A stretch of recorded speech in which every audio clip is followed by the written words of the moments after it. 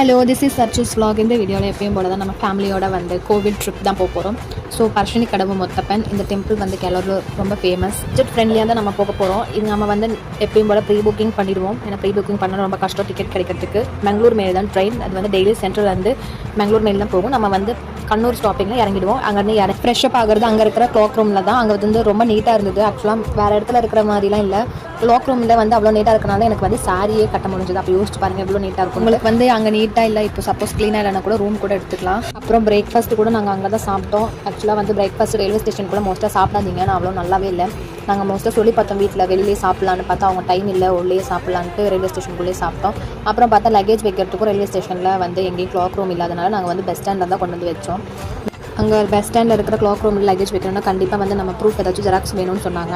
சரி ஜெராக்ஸ் எடுக்கலான்னு போகலாம் பார்த்தா அது வந்து செம்ம தூரமாக இருந்தது. அது நடந்து போய் எடுக்கிறதுக்கே வந்து எங்களுக்கு ½ hour கிட்ட டைம் வேஸ்ட்டாக போயிடுச்சு.